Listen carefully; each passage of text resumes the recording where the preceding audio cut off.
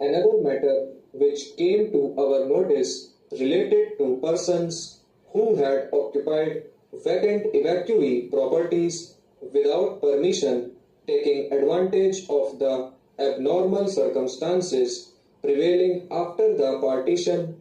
It seemed unfair to us that after all these years, large scale dislocation of these persons, many of whom were Muslims, should be caused by asking them to leave the houses. We therefore decided that occupation by those persons who had occupied the premises on or before the 31st December 1950 may be regularized provided that the arrears of rent were paid. To help those who were unable to pay the arrears of rent, the facility of payment in 12 installments was given.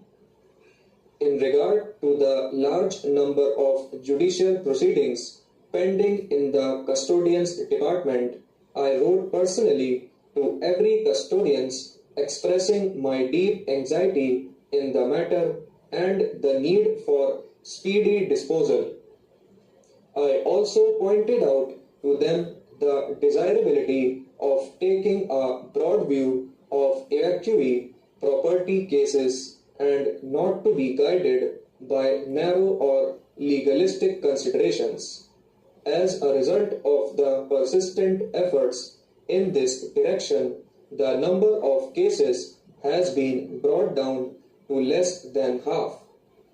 Not content with the above measures, a thorough review of the provisions of the evacuee property law was carried out with a view to finding out whether any of the provisions could be amended with a view to simplifying the procedure. The present bill, which has been passed by the Lok Sabha, is the outcome of this examination. I would like to mention some of its important features. Another matter which came to our notice was that the custodians were sometimes using the provisions of Section 6, which empowers them to exercise superintendence and control over the subordinate officers to reopen cases already decided under the provisions of the Act.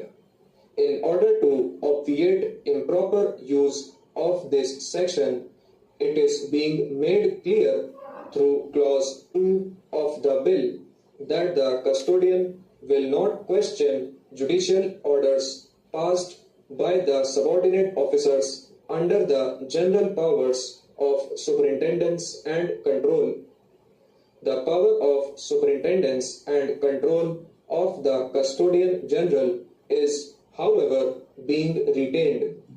In cases of glaring injustice, the custodian general would be able to rectify matters by passing orders under the provisions of Section 27, which give him the power to call for the record of any proceedings for the purpose of satisfying himself as to the legality or propriety of any order and to pass a suitable order on it. It has been provided that the custodian general should be able to condone delays under the Indian Limitation Act.